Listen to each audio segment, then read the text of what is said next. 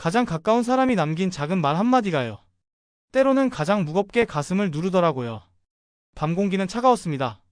공사 현장 한켠에 앉아있던 이지혁은 두 손을 무릎 위에 모은 채 한참 동안 움직이지 않았습니다. 낮 동안 흘린 땀은 이미 말랐고 손끝에는 여전히 시멘트 가루가 묻어 있었습니다. 하루가 길게 흘러갔지만 마음은 도무지 편해지지 않았습니다. 그의 머릿속을 떠나지 않는 건 지은호의 목소리였습니다. 사랑도 없고 애정도 없고 결국 선배는 출세와 돈만 바란 거예요. 이제 선후배도 아무것도 아니에요. 짧은 말이었지만 너무도 단호했습니다. 그 말이 가슴을 깊게 파고들었고 아무리 애써도 지워지지 않았습니다.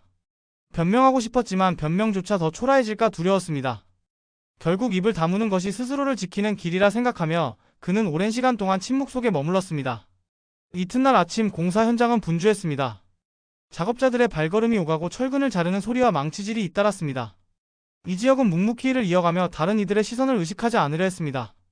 그러나 귀는 늘 열려 있었고 작은 말 한마디에도 마음이 흔들렸습니다. 그때 반장이 다가와 말했습니다.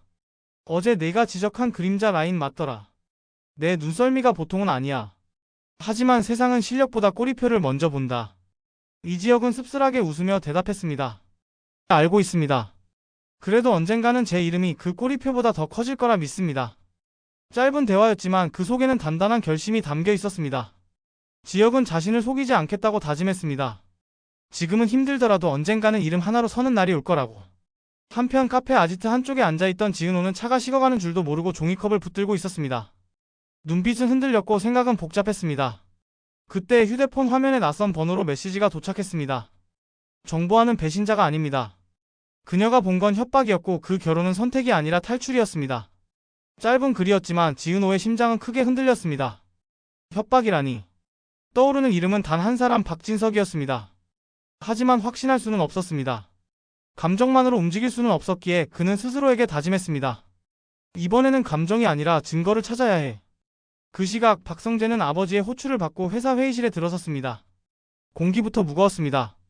박진석의 목소리는 단단했고 눈빛은 흔들림이 없었습니다. 성재야, 이제 이지혁을 그만 두둔해라. 약정 문서 때문에 회사 신뢰가 흔들리고 있다. 지금은 친구가 아니라 회사를 지켜야 한다. 성재는 잠시 고개를 숙였다가 천천히 들며 대답했습니다. 아버지, 지혁이는 제 친구입니다. 회사 일과 친구 문제를 섞지 말아주십시오. 박진석은 곧바로 받아쳤습니다. 섞은 건 내 친구다. 감정 때문에 회사를 끌어들였어. 이번에 정리하지 않으면 너도 같이 무너진다. 그 순간 옆에 앉아있던 고성이가 부드럽게 말을 덧붙였습니다.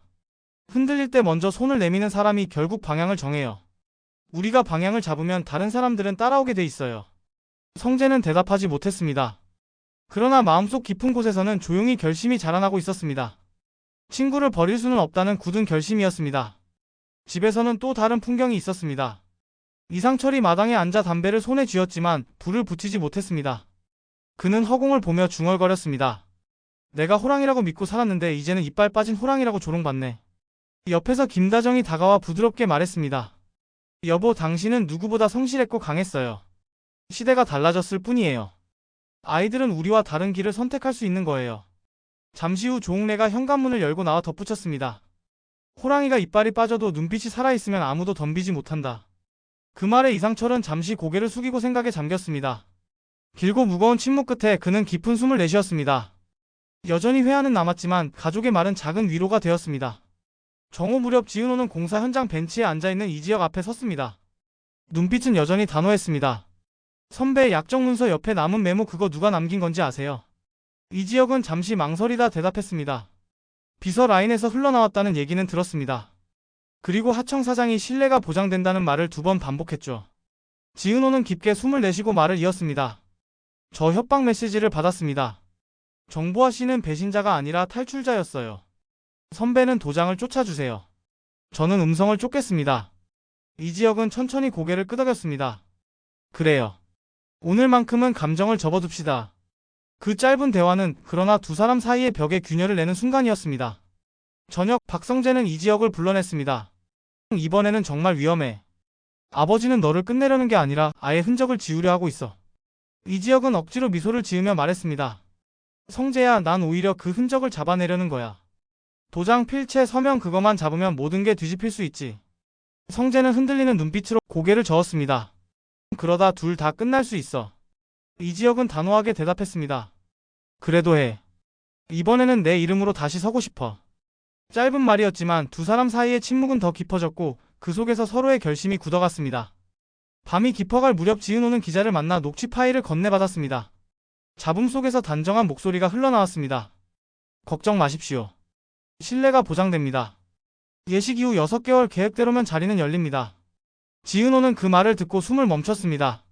차갑게 정제된 단어, 감정이 배제된 말투. 오래 준비된 흔적이었습니다. 이 목소리 비서 라인 맞죠? 기자는 짧게 고개를 끄덕였습니다. 가능성이 높습니다. 결제선 하단 겹쳐 찍힌 도장과도 연결됩니다. 지은호는 메모장에 굵게 적었습니다. 보장 계획, 대체 서명, 도장 겹침. 퍼즐은 조금씩 모습을 드러내고 있었습니다. 늦은 밤 이지혁의 휴대폰에 짧은 음성 메시지가 도착했습니다. 너 내 아버지와 다르지 않다. 내 아버지도 결국 약정의 틀 안에서 살았다. 넌 아버지를 원망하지만 같은 길을 걷고 있다. 순간 이지혁의 가슴은 철렁 내려앉았습니다. 하지만 곧 창문을 열어 차가운 바람을 들이마시며 스스로에게 속삭였습니다. 아니, 난 다르게 갈 거야. 이번에는 내 이름으로, 내 선택으로. 그의 목소리는 낮았지만 단단했습니다. 흔들림 없는 결의가 담겨 있었습니다.